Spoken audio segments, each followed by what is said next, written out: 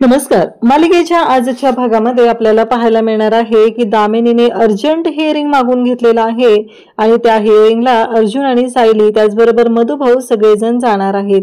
तिथे गेल्यानंतर जो धमाका होणार आहे तो आपल्याला पाहायला मिळणार आहे.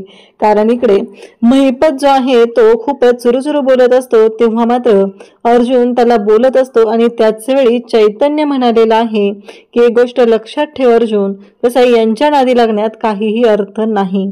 कारण कसं दिवा विजा लागला की तो फडफडतच असतो असं म्हणत चैतन्य महिपतला चांगलीच लायकी दाखवलेली आहे आणि अर्जुन तर त्याच्या अंगावर चांगला धावूनच गेलेला असतो. हे सगळं कशा पद्धतीने होणार आहे ते आपल्याला पाहायला मिळणार आहे. त्याचबरोबर कोर्टामध्ये दामिनीने आता हिअरिंगसाठी दिवस मागून घेतलेला असतो आणि त्यासाठी तिने तिथं म्हणत आहे की या केसचा निकाल लवकरात लवकर लागला पाहिजे. कारण गेली 2 वर्ष झालं ही केस आहे ती रखडत आहे आणि त्यासोबतच अख्ख्या महाराष्ट्राचं लक्ष या केसच्या निकालावरती आहे आणि ही जी केस आहे ती अशा पद्धतीने राहिलेली आहे. हे सगळं बोलणं चाललेलं असतं आणि हे कशा पद्धतीने होणार आहे, अर्जुन कोर्टात कोणते मुद्दे मांडणार आहेत. कारण तिला बघायचं होतं की अर्जुन आल्या लगेच लॉकेट तिथं दाखवेल का, म्हणूनच हे सगळं कारस्थान तिने केलेलं होतं. तर अर्जुन तिचा डाव कसा तिच्यावरच उधळणार हे आपल्याला पाहायला मिळेल. त्यासाठी प्रेक्षकांनो हा व्हिडिओ शेवटपर्यंत पहा. त्याचबरोबर चॅनलवरती नवीन असाल तर चॅनलला सबस्क्राईब करा. इकडे सायली जी आहे ती आता आषाढी एकादशी आहे म्हणून घरामध्ये पूजा करत असते. सायलीची पूजा सुरू झालेली असते आणि त्यासोबतच प्रिया, कल्पना सगळेजण तिथं असतात. ह्यावेळेस सायलीला पूजेचा मान मिळालेला असतो आणि सायली ती पूजा करत असते. त्यासोबतच घरातले सगळेजण तिथं आता आरतीसाठी जमलेले असतात आणि सायलीची पूजा ही सुरू असते आणि प्रिया पाठीमागं उभी असते. म्हणजे फायनली सायलीला तो मान मिळालेला आहे. कोणतीही गोष्ट सायली कधीच मागत नाहीये, ती तिचा हक्क आहे आणि तो तिला मिळत असतो. प्रिया मात्र प्रत्येक वेळेस गोष्टी मागून घेण्याचा प्रयत्न करते पण तिची मात्र वाटच लागलेली असते, हे आपल्याला पाहायला मिळतं. तर इकडे अर्जुन आणि त्याचबरोबर सायली दोघंही आता बोलत आहेत आणि त्याचबरोबर इकडे आता पूजा झालेली असते, सगळ्यांना आरती दिली जात असते. तेव्हा पूर्णाजी मात्र म्हणत असते की सगळ्यांनी आज आषाढी एकादशीचा उपवास करायचा आहे. तेव्हा इकडे सगळ्यांनी म्हटल्यानंतर इकडे अश्विनकडे पाहून पूर्णाजी बोलत असते. हे प्रियाच्या लक्षात आलेलं असतं. प्रिया म्हणत असते की पूर्णाजी अश्विनला सांगते का मला सांगतेस? नाही, मला म्हणजे कळत नाहीये. अश्विन म्हणत असतो की हो, मी दोघांना नाही सगळ्यांनाच सांगते. म्हणजे इथं पूर्णाजीने प्रियाची वाटच लावायला घेतलेली असते. कारण प्रियाला असं वाटत असतं की सगळ्या गोष्टी तिच्या म्हणण्याप्रमाणे झाल्या पाहिजेत. सायली आणि अर्जुन या दोघांना कुठल्याच गोष्टीचा आनंद मिळता कामा नये एवढंच तिच्या डोक्यात असतं. कारण तिला फक्त एवढंच माहिती आहे की सुभेदारांची प्रॉपर्टी ही मला लवकरात लवकर लुबाडायची आहे, अन्यथा इथून मला काहीही मिळणार नाही आणि ते सगळं अर्जुनच्या ताब्यात आहे बऱ्यापैकी. तर ते मला सगळं स्वतःला हवं आहे, एवढी तिची नाटकं चाललेली असतात. आता पूर्णाजी जेव्हा सांगते की मी सगळ्यांसाठी सांगत आहे तेव्हा मात्र प्रिया तिच्याकडे पाहत असते. त्याचबरोबर इकडे अर्जुन आणि प्रताप म्हणतो की मला आणि अर्जुनला उपवास करायला नाही जमणार आहे. तेव्हा अश्विन म्हणतो की मी करणार आहे उपवासाच. त्याचबरोबर इकडे प्रियाकडे पाहून पूर्णाजी म्हणत असते की त्यांनी आठवतंय ना मागच्या वेळेस काय झालं होतं? नाही, म्हणजे उपवास करणं हे कंपल्सरी नाही आहे, पण जर केला तर तो मनापासून कर. आणि प्रियाला बरोबर आठवतं. तेव्हा सायली म्हणत असते की मनातून भक्ती असावी. कसे वरवरचा देखलेपणा करायची काहीच गरज नाही. कारण मागच्या वेळेस जे झालेलं होतं ते लक्षात असेलच. त्यामुळं मनापासून भक्ती कर, उपवास करणं तुझ्यावरती कंपल्सरी नाही, असं सायलीने स्पष्टपणे सांगितलेलं असतं. त्यासोबतच इकडे पाहायला मिळतं की जेव्हा या सगळ्या गोष्टी घडत असतात तेव्हा मात्र इकडे पूर्णाजी जी आहे ती बोलत असते आणि त्यासोबतच इकडे प्रिया जी आहे ती तोंड पाडून बसलेली असते. कारण आज प्रियाची चांगलीच वाट लागलेली असते. प्रियाला कळायचं बंद झालेलं असतं. कारण प्रियाला इतके दिवस असं वाटायचं की ती जे काय करत आहे त्या सगळ्या गोष्टीमध्ये तिला घरातले सपोर्ट करणार, तिनं कशीही वागली काहीही केलं तरीही तिला तो सपोर्ट मिळणार असं इकडे वाटत असतं. पण असं कधीच होऊ शकत नाही आहे, ही गोष्ट मात्र आता प्रियाच्या चांगलीच लक्षात आलेली असते. कारण प्रिया म्हणत असते की ही म्हातारी जी आहे ना हिचं माझ्यावरचं प्रेम बहुतेक कमी झालेलं दिसतंय. त्यामुळं मला आता विचार करावा लागणार आहे, हे प्रियाच्या डोक्यात सुरू असतं. त्याचबरोबर कल्पना तिथं असते. ती म्हणत असते की थांबा थांबा, शांत व्हा जरा सगळेजण. ठीक आहे, ज्याला उपवास करायचे ते उपवास करतील, असं कल्पनाने स्पष्टपणे सांगितलेलं असतं. त्याचबरोबर अश्विन, त्याचबरोबर सगळेजण तिथं आहेत. आणि मग आता फायनली ठरलेलं असतं की कोण उपवास करणार आहे, कोणाला उपवास करायला जमणार नाही, आणि या गोष्टी सुरू झालेल्या असतात. इकडे मात्र आता प्रताप, त्याचबरोबर घरातले सगळेजण इथे खुश आहेत. सगळेजण आनंदाने ह्या गोष्टी करत आहेत. पण प्रियाला मात्र प्रत्येक वेळेस तिथे खोडा घालायचाच असतो आणि तिचं ते काम मात्र ती खूप चोख पद्धतीने करत असते. कारण तिला त्याच गोष्टीमध्ये जरा जास्त आनंद मिळतो, हे तर आपल्याला माहितीच आहे. आणि तिला घरातलं आनंद, सुख, शांती बघवत नाही आहे, हे मात्र तिच्या प्रत्येक वागण्यातून लक्षात आलेलं आहे. त्यासोबतच इकडे पाहायला मिळतं की जेव्हा या सगळ्या गोष्टी घडत असतात तेव्हा आता सायली आणि अर्जुन रूममध्ये आलेले असतात. कारण त्यांचा प्लॅन असतो तो म्हणजे आज डेटला जाण्याचा, आणि त्या पद्धतीनं त्यांची तयारीही झालेली असते. त्यासोबतच इकडे पाहायला मिळतं ते म्हणजे अर्जुन, सायली तयार होत असतात आणि सायली म्हणत असते की अहो. तेव्हा सायलीला अर्जुन म्हणत असतो काय झालं. तेव्हा अर्जुनला ती म्हणत असते की मला काय म्हणायचं आहे माहिती आहे का, की आज आपण ना बाहेर जाऊया, हे आपलं ठरलेलं आहे, बरोबर आहे. पण मला ना आणखी काही गोष्टी सांगायच्या आहेत. म्हणजे आता आपण फक्त केस केस केस एवढाच विचार करत असतो.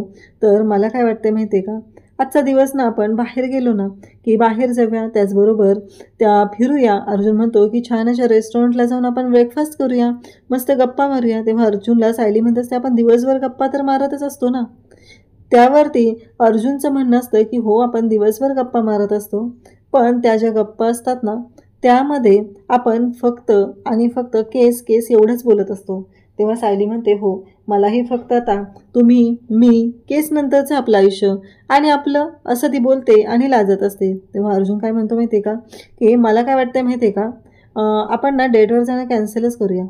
आता तुम्ही काय बोललात कळलं ना तुम्हाला, तुम्ही, मी आणि आपल्या दोघांच्यामध्ये आणखी कोणीतरी हवं आहे ना. मग आता तुम्ही, मी आणि आपली ही बेडरूम, आपण इथेच थांबूया, असं सायलीला तो म्हणत असतो. रोमॅन्टिक झालेला असतो आणि तो म्हणत असतो की माझी बायको एवढी रोमॅन्टिक होते, ही गोष्ट मला माहीतच नव्हती. मग माझ्या रोमॅन्टिक झालेल्या बायकोसाठी एवढं तर मी केलंच पाहिजे. तेव्हा सायली म्हणत असते हो बरोबर आहे, पण तुमची बायको नेहमीच रोमॅन्टिक होत असते, तुमच्या मात्र ते लक्षातच येत नाही. हे सगळं बोलणं सुरू झालेलं असतं. इकडे मात्र अर्जुन जो आहे तो बोलत आहे आणि सायलीला म्हणत आहे की आपण या सर्व गोष्टी ज्या करायच्या आहेत ना त्या या पद्धतीने करूया. हे बोलणं त्याचं चालू असतं. अर्जुनला खूप खूप भारी वाटत असतं, कारण सायली स्वतःच्या तोंडाने या गोष्टी बोलत आहे. सायलीच्या बोलण्यामध्ये तथ्य आहे, ही गोष्ट तर लक्षात आलेलीच असते. आणि त्याचबरोबर इकडे अर्जुन म्हणत असतो की मग मला काय वाटते, लक्षात येतंय ना तुमच्या, आपण नको बाहेर जायला. या गोष्टीवर मात्र अर्जुन ठाम राहत असतो. तेव्हा सायली म्हणत असते की नाही, आपण जायचंय बाहेर, हे ठरलंय ना आपलं, चला मग. आणि मग अर्जुन म्हणतो की चालेल. सायली म्हणते की माझा नवरा खूप हँडसम आहे, खूप देखणा आहे, हे मला माहिती आहे, म्हणून 2 तास लावायची काहीच गरज नाही आहे तयार व्हायला. पटापट तयार व्हा आणि लवकर या. अर्जुन मात्र सायलीला मिठीत घेत असतो आणि सायली मात्र तिथून सटकून तिथून पळून जात असते. हे नेहमीचंच घडत असतं. तेव्हा मात्र अर्जुन गालातल्या गालात लाजत असतो, कारण रोमॅन्टिक बायकोसाठी रोमॅन्टिक झालेला हा नवरा असतो. इकडे मात्र सायली अर्जुनकडे पाहते आणि बाजूला झालेली असते आणि ती म्हणत असते चला चला आवरायला घ्या बरं पटकन, उशीर नका करू तुम्ही, असं सायलीचं म्हणणं असतं. अर्जुन म्हणत असतो हो, आणि मी फास्टच आवरत असतो, आत्ता असा जातो आणि असा तयार होऊन येतो. मग कपाटातला एक एक शर्ट तो काढत असतो आणि सायलीच्या त्या साडीबरोबर मॅच होतोय का, कसं दिसतंय, हे सगळं तो पाहत असतो. तेव्हा मात्र अर्जुनला खूप भारी वाटत असतं. फायनली अर्जुन आणि सायली दोघंही आता एकत्र येऊ लागलेले आहेत. त्यांचा सुखाचा संसार सुरू झालेला आहे. दोघांनी एकमेकांना प्रेमाची कबुली दिलेली आहे आणि आता तर बाळाची स्वप्नही दोघंही रंगू लागलेले आहेत. म्हणजे छोटा अर्जुन किंवा छोटी सायली आता सुभेदारांच्या घरात येणार आहे, हे मात्र इथे प्रूव्ह होणार असतं. त्यासोबतच इकडे पाहायला मिळतं अर्जुन, सायली हे सगळं बोलत असतात आणि त्याचबरोबर इकडे अर्जुनलाही खूप भारी वाटत असतं. दोघंही छान तयार होत असतात आणि आता निघायची तयारी चाललेली असते. त्याचबरोबर आता पूर्णाजी, त्याचबरोबर कल्पना आणि प्रताप दोघंही खाली बसलेले असतात. तेव्हा इकडे कल्पना मात्र प्रतापला म्हणत असते अहो लक्षात येते का तुमच्या, मी तुमच्याशी बोलते. प्रियाही तिथे उभी असते. प्रिया एकच गोष्टीचा विचार करत असते की नक्की हे दोघांचं काय चाललंय, ही दोघं कुठं चालले, त्यांना मला थांबवायला पाहिजे. आणि महिपतचा धमाका कधी होणार आहे? महिपतनं तर सांगितलेलं आहे, म्हणजे प्रियालाही माहीत नसतं की नक्की काय होणार आहे. तेव्हा कल्पनाला बोलल्यानंतर इकडे प्रताप म्हणू लागतो, मी तुझं सगळं ऐकलेलं आहे. आता अस्मिताची आपल्याला चोरोटी भरायची आहे, चोरोटीची तयारी करायची आहे आणि त्याचबरोबर घरातली कामं, हे सगळं तू बोलत आहे. पण तुला मी सांगितलंय ना, माझं लक्ष आहे तुझ्या बोलण्याकडे. आणि हे सगळं जेव्हा प्रताप तिला ऐकवतो तेव्हा खरंच कल्पनालाही नवल वाटतं की ज्या गोष्टी तिनं बोलत होती ते सगळं प्रतापने तिला सांगितलेलं असतं. म्हणजे तो कोणतीही गोष्ट विसरलेला नाही हे मात्र आता कल्पनाच्या लक्षात आलेलं असतं. तेव्हा मात्र तिचं म्हणणं असतं की हो बरोबर आहे. पूर्णाजी तिथं असते आणि पूर्णाजी म्हणत असते की हो चोरोटी भरायची आहे आणि घरातल्या घरात हा कार्यक्रम करायचा आहे. आपल्याला मोठी अशी कोणतीच तयारी करायची नाही, हे बोलणं त्यांचं चालू आहे. त्याचवेळी तिथे अस्मिता आलेली असते आणि अस्मिता म्हणत असते, काय चाललंय तुमच्या सगळ्यांचं, मला कळेल का? म्हणजे माझ्या संदर्भातच बोलताय का? पण हे चोरोटी म्हणजे काय असतं, असं अस्मिता बोलत आहे. तेव्हा मात्र पूर्णाजी सांगू लागते की हा चोरोटीचा कार्यक्रम म्हणजे अगदी बाळ असतं ना, सुरुवातीला जेव्हा मुलगी प्रेग्नंट राहते तेव्हा 3 महिने बाळ जे असतं ते नाजूक असतं. त्यामुळे 3 महिने ही गोष्ट बाहेर कोणालाही सांगायची नाही, हा नियम असतो. आणि त्यामुळंच 3 महिने झाल्यानंतर मग चोरोटीचा कार्यक्रम केला जातो आणि तो घरच्या घरी केला जातो. आणि त्यानंतर मग बाकी आपण आपल्या सगळ्या नातेवाईकांना वगैरे ही गोड बातमी सांगण्यासाठी तयार होत असतो. त्याचवेळी सायली आणि अर्जुन जिना उतरत येत असतात. त्यांचा बाहेर जायचा प्लॅन चाललेला असतो. अर्जुनने एवढंही ठरवलेलं असतं की आज सायलीचा उपवास आहे ना, तर एखाद्या जिथे उपवासाचं मिळतं अशा रेस्टॉरंटमध्ये जायचं आणि तिथे नाश्ता करायचा. आता ते दोघं बाहेर निघालेले आहेत. म्हणजे प्रियाच्या पोटात दुखायला लागलेलं असतं. ती लगेच म्हणत असते की ह्यांचं काय चाललंय, मला कळतच नाही आहे की त्या महिपतचं धमाक्याचं काय झालंय, तोही झालेला नाही आहे, नक्की काय गोंधळ होणार आहे, हा विचार सुरू झालेला आहे. अर्जुन त्याचबरोबर इथे आता सायली खाली आलेले असतात. तेव्हा प्रिया म्हणत असते की सायली कुठे चाललीस तू? काम करायचं म्हणलं की तू कधीच तयारीला नसतेस का? अस्मिताची चोरोटी भरायची आहे उद्या आणि तू इथे नाही आहे, तयारी करायची. तेव्हा अर्जुन म्हणतो की माझी बायको प्रत्येक कार्यक्रमात तयारीला पुढंच असते. मला काय वाटतं माहिती आहे का, यावेळेस तू कर ना तयारी, तुला जमतेस ना, मग काय प्रॉब्लेम आहे, असं अर्जुन तिला बोलत असतो. आणि तेव्हा मात्र प्रियाची वाट लागलेली असते. कारण प्रियाला तयारी कुठं काय करता येते, प्रियाला काहीच करता येत नसतं. प्रियाला फक्त खाता येत असतं आणि चोंबडेपणा करून बोलता येत असतं. इकडच्या खबरी तिकडं देता येत असतात. जिथे पैसा दिसतो तिथंच ती फक्त बोलत असते. कारण या घरात सुद्धा ती खोटारडी बनूनच आलेली आहे. एवढी सगळी नाटकं तिची चाललेली असतात. इकडे प्रिया म्हणत असते की नाही सायली तू कुठेही जायचं नाही. अर्जुन म्हणतो तू कर ना तयारी. आणि मग सायलीच्या बाबतीत प्रिया बोलायला सुरुवात करते की ही जी सायली आहे ना ती प्रत्येक वेळेस असंच करत असते आणि या सायलीला ना काम म्हणलं की नकोच वाटत असतं आणि कामातून काढता पायी ती घेत असते. आता सगळ्यांनाच ह्या गोष्टी पटत नसतात, कारण ह्या गोष्टी ज्या बोलल्या जात आहेत त्या काय आहेत हे मात्र चांगलंच माहिती आहे. आणि त्यासोबतच या गोष्टींमुळं काय होणार आहे हे तिलाही माहिती आहे, कारण घरातल्या सगळ्या गोष्टी करायचं काम ही करत असते ती म्हणजे सायली. सायलीने कधीच कोणत्या गोष्टीतून माघार घेतलेली नसते. घरात कुठला कार्यक्रम असला काही असलं तरी त्यासाठी सज्ज झालेली ती सायली असते. आणि मग यांच्या ह्या सगळ्या वागण्यामुळं एवढं काय, प्रियाच्या बोलण्यामुळं काहीच फरक पडत नसतो. इकडे मात्र आता चैतन्य असतो, तो पळत आलेला असतो आणि म्हणत असतो की अर्जुन किती वेळ झाला मी तुला कॉल करतोय, तुझं कॉल का लागत नाहीये, नक्की काय प्रॉब्लेम झालेला आहे. तेव्हा चैतन्य असं म्हणल्यानंतर अर्जुन म्हणतो की काय झालं रे. तेव्हा अर्जुन सांगू लागतो की काय झालं माहिती आहे का, की अर्जंट दामिनीने आजच्याच हिअरिंग घेतलेली आहे आणि आपल्याला लगेच निघावं लागणार आहे. हे ऐकल्यानंतर मात्र धक्का बसलेला असतो. प्रिया म्हणत असते म्हणजे हा आहे का प्लॅन, म्हणजे आता कळलेलं आहे मला नक्की काय प्लॅन होता ते. बरोबर आहे, चालेल, करेल मी व्यवस्थित सगळं, असं अर्जुन म्हणत असतो. आणि त्याचबरोबर इकडे प्रियाला आता महिपतचा प्लॅन कळलेला असतो. अर्जंट हिअरिंगची नोटीस टाकलेली असते. आणि मग प्रताप ते ऐकल्यानंतर प्रताप बोलत असतो की असं अर्जंट घेता येतं का हिअरिंग, म्हणजे त्यांनी काही गोंधळ वगैरे होत नाही आहे ना. तेव्हा मात्र इकडे अर्जुन म्हणतो की हो, इमर्जन्सी केसेसमध्ये आपण असं अर्जंट हिअरिंग घेऊ शकतो, त्यामुळं कोणताच गोंधळ होत नाही. प्रिया मात्र खुश झालेली असते. चला, म्हणजे हा धमाका होणार आहे तर हे लक्षात आलेलं आहे. प्रिया मात्र म्हणत असते की मी या गोष्टीसाठी तयार आहे आणि आता लवकरच निघायला लागेल कोर्टात. तेव्हा अर्जुन म्हणतो की हो मी तयार होऊन येतो. अर्जुन कोर्टात निघत असतो आणि त्यासाठी त्यांनी या सगळ्या गोष्टी आपल्याला ह्या सगळ्या गोष्टी ज्या चालू असतात तेव्हा मात्र अस्मिता म्हणत असते, पण माझ्या चोरओटीचा. तेव्हा पूर्णाजी म्हणत असते की हो, कोर्टात जाणं महत्त्वाचं आहे. चोरओटीचा कार्यक्रम उद्या होईल. मी आणि कल्पना तयारी करेल, कारण कोर्टात जाणं खूप गरजेचं आहे. सायलीने तर यादीही बनवायला घेतलेली असते आणि कोणत्या दुकानातून पूजेचं साहित्य आणायचं आहे हे सगळं तिने ठरवलेलं असतं आणि त्यासोबतच या सर्व गोष्टी झालेल्या असतात. त्याचबरोबर इकडे ह्या सर्व गोष्टी जेव्हा चालू आहेत त्यामुळं इकडे कल्पना त्याचबरोबर पूर्णाजी ह्या सगळ्या गोष्टी बोलत आहेत आणि त्यांना दोघींनाही खूपच छान वाटत आहे. इकडे प्रिया मात्र वेगळीच नाटकं करत आहे. तिच्या डोक्यात वेगळेच विचार सुरू असतात. ती म्हणत असते, मलाही गेलं पाहिजे ना, बाबा एकतर पुण्याला गेलेले आहेत आणि मग मी कोर्टात नसेल तर, असं तिचं चाललेलं असतं. इकडे सायली म्हणते, मी मधुभाऊंना घेऊन येते. चैतन्य तर आवरून आलेला असतो. चैतन्याचं असं म्हणणं असतं की लवकरात लवकर निघालं पाहिजे. या गोष्टीसाठी तो तर आवरून तयारच झालेला असतो. पूर्णाजी म्हणत असते की आजची कोर्टातली हिअरिंग आहे ती व्यवस्थित होऊ दे, अर्जुनला त्यामध्ये यश मिळू दे. कारण पूर्णाजीलाही माहिती आहे की हे सगळं जेव्हा घडत आहे तेव्हा मात्र या गोष्टींमुळं काय त्रास होत आहे, कुठल्या गोष्टी कशा पद्धतीनं घडत आहेत हे सगळं पूर्णाजीला तर चांगलंच माहिती आहे. आणि त्या आता कोर्टाच्या बाहेर आल्यानंतर तिथे अर्जुन, सायली सगळेजण असतात आणि मग अर्जुन विचार करत असतो. सायली म्हणत असते की असं अचानक काय झालं असेल, अचानक हिअरिंग त्या दामिनीने का मागून घेतली असेल. हे बोलणं सुरू झालेलं आहे तेव्हा मात्र तिथे मधुभाऊ असतात आणि मधुभाऊ म्हणत असतात की माझा जावई बापूंवर पूर्ण विश्वास आहे.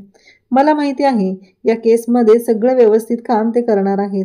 त्यामुळं त्यांना कोणत्याही गोष्टीला कधीच अपयश येणार नाही. नेहमी ते सत्याच्या बाजूने उभे राहिलेले आहेत, तर त्यांना यश हे मिळणारच आहे.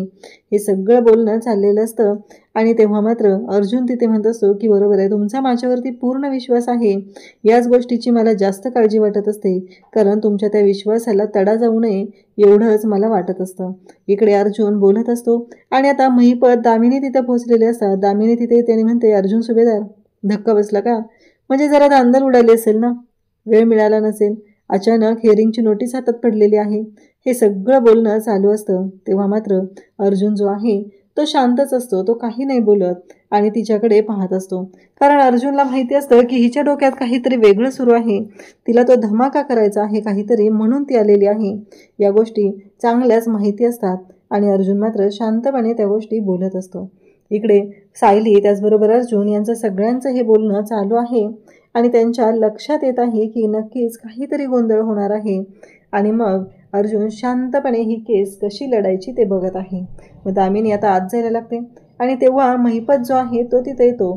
तेव्हा दामिनीला अर्जुन म्हणत असतो, कसं आहे माहिती आहे का, तुम्हाला ही केस निकालात काढायची आहे, लवकरात लवकर काढायची आहे, परवडत नाही. दामिनी म्हणते, एकाच केसला एवढा वेळ देणं मला परवडत नाही आहे, त्यामुळं किती दिवस रखडून ठेवायचं आहे, लवकरात लवकर ही केस निकाला काढायची मला आणि माझ्याकडे भरपूर केसेस आहेत हाय प्रोफाईल, नंतर तुम्ही तुमच्या चिरकुट केसेस लढत बसा, असं तिचं बोलणं सुरू आहे.